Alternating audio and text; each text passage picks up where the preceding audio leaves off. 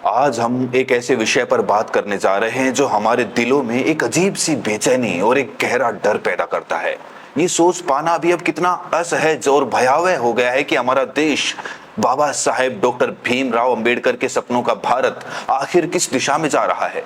एक ऐसा भारत जिसकी नींव न्याय, स्वतंत्रता, समानता और बंधुत्व पर रखी गई थी, आज उस नींव पर ही सबसे बड़े प्रहार हो रहे हैं। ये कोई मामूली चिंता नहीं है, ये एक ऐसी गहरी खाई की तरफ बढ़ते हुए देश की तस्वीर है जिसे देखकर हर उस इंसान का दिल कांप उठता है जो इस देश के संविधान और लोकतंत्र में अपनी आस्था रखता है।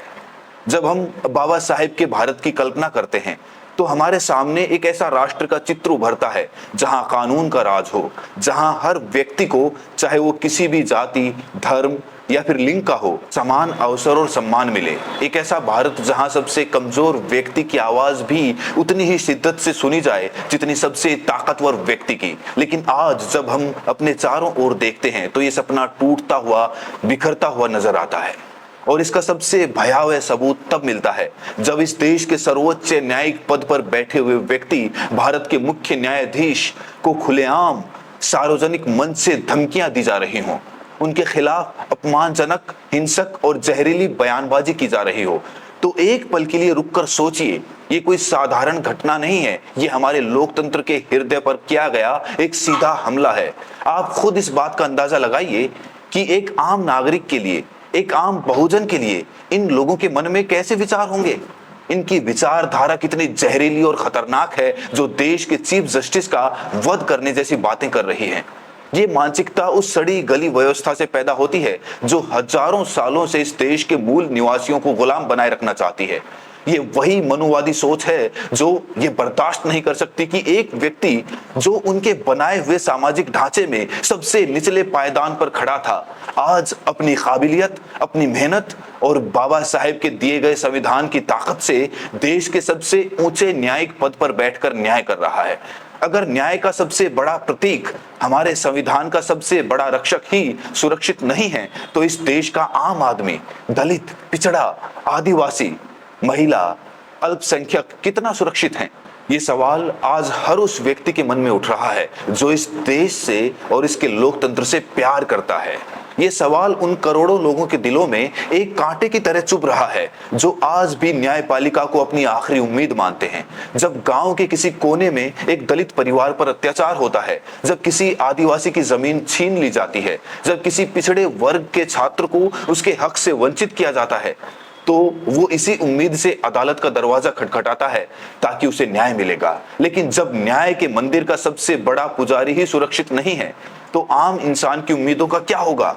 और ये सब करने वाला कौन है? कोई आतंकवादी संगठन नहीं है, कोई विदेशी ताकत नहीं, बल्कि धर्म का चोला ओढ़े ढोंगी, पाखंडी और बेतुका इंसान। और बेतुका मैं इसीलिए कह रहा हूं क्योंकि जब भी उसके बयान सामने आते हैं वे हमेशा विवेकहीन और मूर्खतापूर्ण ही पाए जाते हैं।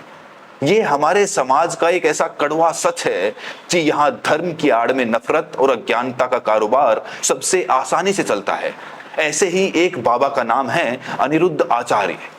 ये नाम आज उस जहरीली विचारधारा का प्रतीक बन गया है जो हमारे समाज को अंदर से खोखला कर रही है। नाम के आगे आचार्य तो जुड़ा है, लेकिन जब आप उसकी बेतुकी बातों को सुनेंगे और समझने का प्रयास करेंगे तो आपको महसूस होगा कि ये कितना बड़ा मूर्ख और समाज के लिए कितना बड़ा खतरा है।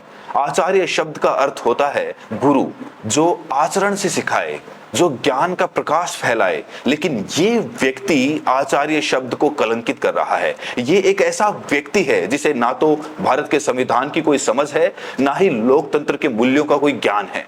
उसे इस बात तक की समझ नहीं है कि कौन सी बातें सार्वजनिक मंच पर कहनी चाहिए और कौन सी बातें नहीं, और किसके प्रति हमें कितना सम्मान रखना चाहिए, खासकर जब वो व्यक्ति देश का मुख्य न्यायाधीश हो। ये व्यक्ति अपने प्रवचनों में जिस तरह की बातें करता है वो सीधे सीधे लोगों को मानसिक गुलाम बनाने की फैक्ट्री चलाने जैसा है। वो लोगों को तर्क करने से रोकता है, सवाल पूछने से डराता है और उन्हें अंधविश्वास और पाखंड के अंधेरे कुएं में धकेलता है। ये कोई पहली बार नहीं हुआ है। अक्सर इसके बयान ऐसे ही समाज को बांटने वाले और नफरत फैलाने वाले होते हैं। ये एक पैटर्न है, एक सोची समझी रणनीति का हिस्सा है। कभी ये महिलाओं को लेकर अपमानजनक टिप्पणी करता है उन्हें घर की चार दीवारी में कैद रहने की सलाह देता है और कहता है कि उनका काम सिर्फ पति की सेवा करना है और बच्चे पैदा करना है। ये वही मनुवादी सोच है जो महिलाओं को इंसान नहीं बल्कि एक वस्तु समझती है। तो कभी बिस्किट जैसी साधारण चीज को जहर बताकर लोगों में अंधविश्वास और भ्रम फैलाता है।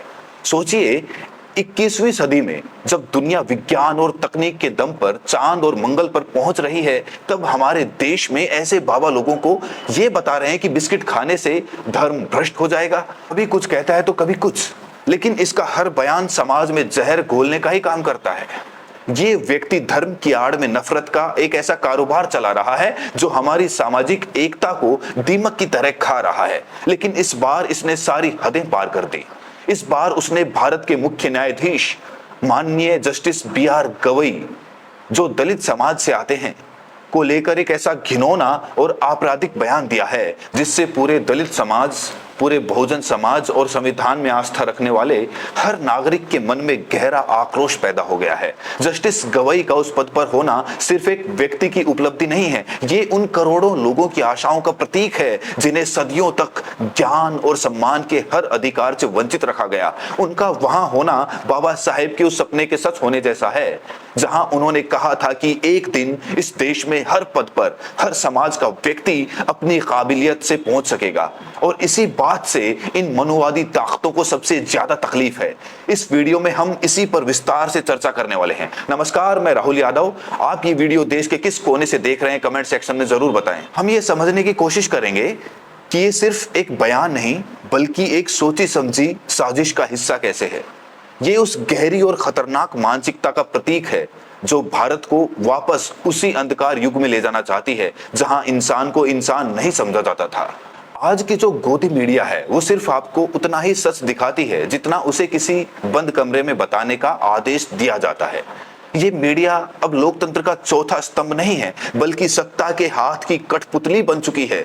सत्ता में बैठे कुछ लोग ये पहले से ही निश्चित कर लेते हैं कि बहुजन समाज को क्या दिखाना है और क्या बताना है, किस मुद्दे पर चर्चा होनी चाहिए और किस मुद्दे को पूरी तरह से दबा देना है, ताकि आप असली मुद्दों से भटककर गैर जरूरी बहसों में उलझे रहें। जब देश का चीफ जस्टिस, जो एक दलित है, को जान से मारने की धमकी दी जाती है तो ये गोदी मीडिया के लिए खबर नहीं बनती है। उनके प्राइम टाइम शो में इस पर बहस नहीं होती है। अखबारों के पहले पन्ने पर यह खबर नहीं छपती। क्यों? क्योंकि ये खबर सत्ता में बैठे लोगों को असहज करती है। ये खबर उनके पाले पोसे नफरती बाबाओं के एजेंडे को बेनकाब करती है। इसके बजाय गोदी मीडिया हिंदू मुसलमान के नाम पर लड़ाएगी, मंदिर मस्जिद के मुद्दों में उलझाएगी और उन बातों पर बहस करेगी जिनका आपकी जिंदगी से कोई लेना देना नहीं है। इसीलिए मैं बार बार अपनी हर वीडियो में आप सभी से ये अपील करता हूं कि आप सब बहुजन मीडिया को सपोर्ट करिए। जो बहुजन समाज के YouTube चैनल्स हैं उनको समर्थन दीजिए। हो सके तो उनकी आर्थिक मदद करके उनका सहयोग करिए ताकि हमारा इतिहास जिंदा रहे, हमारे हक अधिकारों की बातें होती रहें और सच्चाई आम लोगों तक पहुंचती रहे। बहुजन मीडिया सिर्फ एक न्यूज चैनल नहीं है, ये एक आंदोलन है। ये उन लोगों की आवाज है जिनकी आवाज को सदियों से दबाया गया है। ये उन मुद्दों को उठाता है जिन्हें मेन स्ट्रीम मीडिया जानबूझकर नजरअंदाज कर देता है, क्योंकि अगर सच लोगों तक नहीं पहुंचेगा तो हालात फिर से वैसे ही होने वाले हैं जो आज से सैकड़ों साल पहले थे। अगर हम अपने इतिहास, अपने नायकों और अपने संवैधानिक हक अधिकारों को नहीं जानेंगे तो हमारे साथ फिर से वही गुलामी और दुर्दशा वाली स्थिति पैदा हो जाएगी जहां हमें हमारे ही देश में दोयम दर्जे का नागरिक बना दिया जाएगा।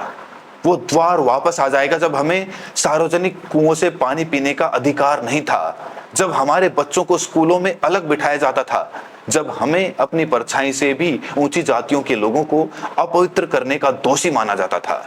इसके लिए हमें आज ही सतर्क होना है, अपनी आवाज को और बुलंद करना है और अपने मीडिया को मजबूत बनाना है। आपका दिया हुआ छोटा सा सहयोग भी बहुजन मीडिया को जिंदा रखने और उसकी आवाज को ताकत देने के लिए बहुत मायने रखता है। चलिए अब वीडियो को शुरू से शुरू करते हैं और ये समझने का प्रयास करते हैं कि ये पूरा मामला आखिर है क्या और इसके पीछे की गहरी और खतरनाक साजिश क्या है। अनिरुद्ध आचार्य नाम का एक बाबा है जो अक्सर अपनी कथाओं और प्रवचनों में अनुसूचित जाति, जनजाति और अन्य पिछड़ा वर्ग के लोगों को बरगलाता है। उन्हें भ्रमित करता है और अंधविश्वास के जाल में फंसाता है। वो धर्म के नाम पर ऐसी बातें करता है जो उन्हें मानसिक रूप से गुलाम बनाती है। वो उन्हें बताता है कि उनकी गरीबी और दुख उनके पिछले जन्मों के कर्मों का फल है, ताकि वे अपने वर्तमान के शोषण और अन्याय के खिलाफ सवाल ना उठा सके। वो उन्हें किस्मत और भगवान के भरोसे सब कुछ छोड़ देने का उपदेश देता है, ताकि वे अपने हक के लिए लड़ना छोड़ दें। ये एक बहुत बड़ी और गहरी साजिश है। ये वही साजिश है जो हजारों सालों से चलती आ रही है, जिसने इस देश के एक बड़ी आबादी को शिक्षा, संपत्ति और सम्मान से दूर रखकर सिर्फ सेवा और गुलामी करने के लिए मजबूर किया। लेकिन इस बार उसने सीधे चीफ जस्टिस को लेकर एक ऐसा बयान दिया है जिसे सुनने के बाद आपका खून खोल उठेगा। आप भी कहेंगे कि इस बाबा के ऊपर तुरंत राजद्रोह और SC/ST एक्ट के तहत कठोर कार्रवाई होनी चाहिए। वो बाबा अपने प्रवचन में कहता है, तुम जैसे अधर्मियों को मारने के लिए भगवान आते हैं। अगर तुम्हें भी अपना सीना फड़वाना है तो बताओ। अब इस बयान को जरा गौर से समझिए। इसके एक एक शब्द में भरी हुई नफरत और हिंसा को पहचानिए। ये सिर्फ एक गुस्सा या नाराजगी में बोला गया वाक्य नहीं है। ये एक सीधी, नग्न और आपराधिक धमकी है। ये धमकी किसे दी जा रही है? भारत के मुख्य न्यायाधीश को, वो व्यक्ति जो हमारे देश की न्याय व्यवस्था का प्रमुख है, वो पद जो भारत के संविधान की संप्रभुता का प्रतीक है। और उसे क्या कहा जा रहा है? अधर्मी। अधर्मी यानी जो धर्म के रास्ते पर ना चलता हो। अब सोचिए, एक दलित व्यक्ति जो पढ़ लिख कर, संघर्ष करके अपनी जिंदगी के कई दशक कानून और न्याय की सेवा में लगाकर देश के सर्वोच्च पद पर पहुंचता है, तो ये मनुवादी व्यवस्था उसे अधर्मी कहती है। क्यों? क्योंकि उनकी नजर में धर्म का मतलब है वर्ण व्यवस्था, जातिवाद और छुआछूत। और जब कोई व्यक्ति इस व्यवस्था को तोड़कर आगे बढ़ता है तो वो उनकी नजर में अधर्मी हो जाता है। और फिर उसे सीना फड़वाने की धमकी दी जाती है, जो सीधे सीधे जान से मारने की धमकी है। ये भाषा किसी धार्मिक गुरु की नहीं, बल्कि किसी खूंखार अपराधी की है।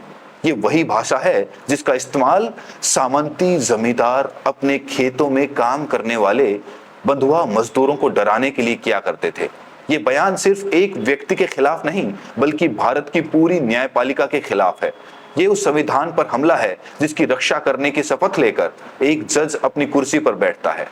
ये उस पूरी प्रक्रिया का अपमान है जिसके तहत भारत का हर नागरिक, चाहे वो किसी भी पृष्ठभूमि का हो, कानून के सामने बराबर है। और सबसे महत्वपूर्ण बात, जब ये धमकी एक दलित जज को दी जाती है तो इसका मतलब और भी गहरा और खतरनाक हो जाता है। ये कोई संयोग नहीं है कि ये हमला जस्टिस गवई पर ही हुआ। ये उस सामंती, जातिवादी और मनुवादी मानसिकता का प्रतीक है जो ये बर्दाश्त नहीं कर पा रही है कि दलित व्यक्ति आज भारत के सर्वोच्च न्यायिक पद पर बैठकर न्याय कर रहा है। ये मानसिकता आज भी ये मानती है कि सत्ता और अधिकार के पदों पर सिर्फ कुछ खास जातियों का ही हक है। जब भी कोई बहुजन व्यक्ति अपनी काबिलियत से उन पदों पर पहुंचता है तो ये लोग उसे किसी न किसी बहाने से अपमानित करने, डराने और रास्ते से हटाने की कोशिश करते हैं। उन्हें डर है कि अगर बहुजन समाज के लोग इन पदों पर बैठकर संविधान के अनुसार न्याय करने लगेंगे तो उनकी हजारों साल पुरानी लूट और शोषण की दुकान बंद हो जाएगी। उन्हें डर है कि जस्टिस गवई जैसे लोग संविधान की उस भावना को लागू करेंगे जो सामाजिक न्याय की बात करती है, जो आरक्षण जैसी सकारात्मक भेदभाव का समर्थन करती है, जो हर नागरिक को गरिमा के साथ जीने का अधिकार देती है। अब इस देश और इसकी कानून व्यवस्था का दोहरा चरित्र देखिए, जो आपको अंदर तक झकझोर कर रख देगा। ये दोहरा चरित्र ही इस देश की सबसे बड़ी विडंबना है, जो हमें ये सोचने पर मजबूर करता है कि क्या हम वाकई एक लोकतांत्रिक देश में रह रहे हैं। एक तरफ ये नफरती बाबा है जो देश के चीफ जस्टिस को जान से मारने की धमकी देता है और आजाद घूमता है। उसके खिलाफ कोई FIR दर्ज नहीं होती, कोई पुलिस उसे गिरफ्तार करने नहीं जाती और वो अपने अगले प्रवचन की तैयारी में लग जाता है, जहां वो फिर से इसी तरह का कोई जहर उगलेगा। और दूसरी तरफ है उत्तर प्रदेश के मिर्जापुर की एक लोक गायिका सरोज सरगम। अब सवाल ये उठता है कि आखिर ये दोहरा चरित्र क्यों अपनाया जा रहा है। सरोज सरगम का मामला हमें इस देश की सच्चाई का आईना दिखाता है। जब एक दलित महिला, एक विरह गायिका, एक मिशन गायिका जो बाबा साहेब अंबेडकर और बुद्ध के विचारों को अपने गीतों से जन जन तक पहुंचाती है, समाज में फैले ढोंग, पाखंड और आडंबर पर सवाल करती है तो उसे रातों रात गिरफ्तार कर लिया जाता है। सरोज सरगम अपने गीतों में क्या कहती हैं? वो वही कहती हैं जो संत कबीर ने कहा, जो संत रविदास ने कहा, जो तथागत बुद्ध ने कहा। वो कहती हैं कि पत्थर पूजने से अगर भगवान मिलते तो मैं पहाड़ पूज लेती। वो अंधविश्वास पर चोट करती है, वो पाखंडी बाबाओं के ढोंग को उजागर करती है, वो बहुजन समाज को जगाने का काम करती है कि तुम अपने हक अधिकारों को पहचानो, शिक्षा की ओर बढ़ो और इन ढोंगियों के चक्करों में मत पड़ो। और इसी बात से व्यवस्था को खतरा महसूस होता है। उस पर धार्मिक भावनाओं को आहत करने का आरोप लगाकर उसे जेल हो जाती है। लेकिन वहीं पर जब एक पाखंडी बाबा भारत के चीफ जस्टिस, जो खुद एक दलित हैं, उनके ऊपर जान से मारने की धमकी जैसा घिनौना बयान देता है तो उसके ऊपर कोई कार्रवाई नहीं होती। पुलिस मौन है, सरकार चुप है और गोदी मीडिया इस खबर को ऐसे गायब कर देती है जैसे कुछ हुआ ही ना हो। ये क्या दिखाता है?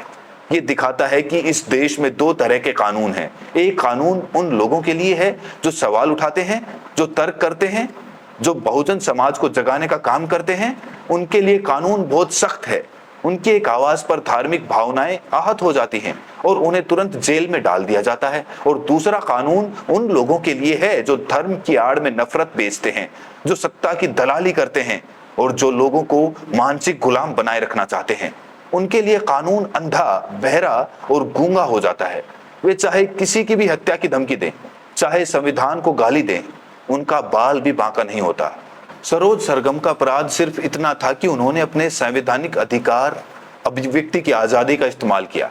और इस बाबा का अपराध इतना संगीन है कि उस पर देशद्रोह का मुकदमा चलना चाहिए, लेकिन वो आज भी सत्ता के संरक्षण में सुरक्षित है। ये इस बात का जीता जागता सबूत है कि इस देश में कानून सबके लिए बराबर नहीं है।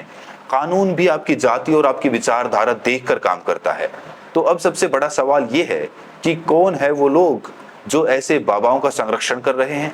कौन इन्हें इतनी हिम्मत दे रहा है कि देश की न्यायपालिका को भी धमकाने से नहीं डरते? ये बाबा अकेले नहीं हैं, इनके पीछे एक बहुत बड़ा नेटवर्क काम कर रहा है। ये सोचने वाली बात है कि कहीं सत्ता में बैठे लोग ही तो इन जैसे नफरती बाबाओं को नहीं बचा रहे हैं।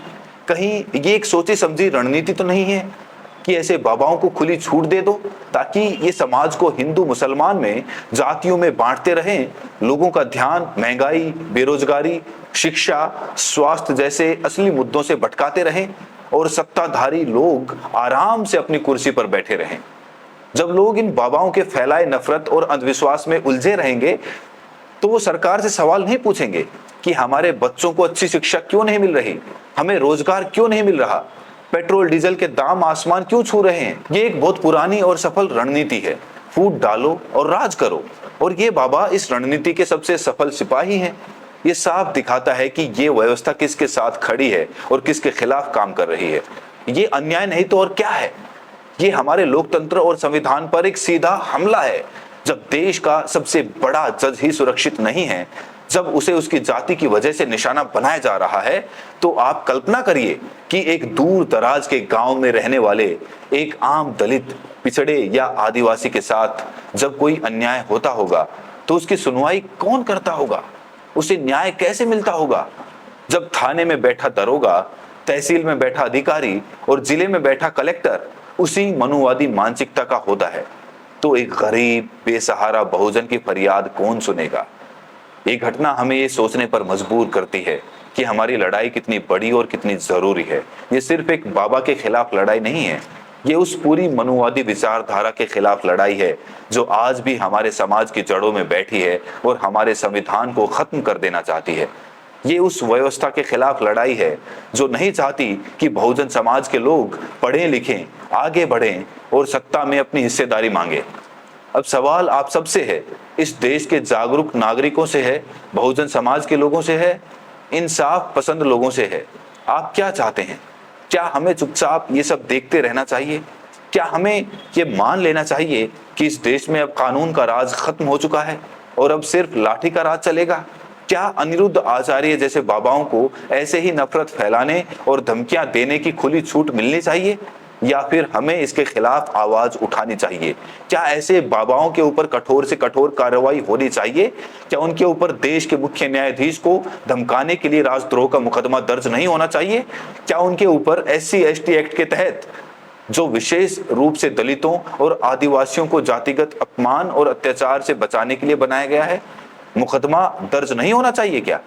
क्योंकि ये सिर्फ एक धमकी नहीं है, ये जातिगत अत्याचार का मामला भी है, जहां एक दलित व्यक्ति को उसके पद की गरिमा से नहीं बल्कि उसकी जाति से पहचान कर उसे अपमानित और प्रताड़ित किया जा रहा है। अपनी राय हमें कमेंट बॉक्स में जरूर बताएं। चुप मत रहिए, आवाज उठाइए, आवाज बुलंद करिए। आपकी चुप्पी नफरती ताकतों को और मजबूत करेगी। जब आप बोलेंगे, जब आप लिखेंगे, जब आप सोशल मीडिया पर इस मुद्दे को उठाएंगे, तभी सत्ता के बहरे कानों तक ये आवाज पहुंचेगी। जब लाखों लोग एक साथ सवाल पूछेंगे तो सरकार और प्रशासन पर दबाव बनेगा कि वे इस नफरती बाबा के खिलाफ कार्रवाई करें। ये लोकतंत्र को बचाने की लड़ाई है और इस लड़ाई में हर एक नागरिक की भागीदारी जरूरी है। और एक बार फिर से मैं आप सबसे हाथ जोड़कर अपील कर रहा हूं कि अगर आप चाहते हैं कि सच्चाई की आवाज कभी दबने ना पाए, अगर आप चाहते हैं कि बहुजन समाज के मुद्दे और हक अधिकारों की बात होती रहे, तो हमारे चैनल को सब्सक्राइब करिए और बहुजन मीडिया को सपोर्ट करिए। बहुत बहुत शुक्रिया।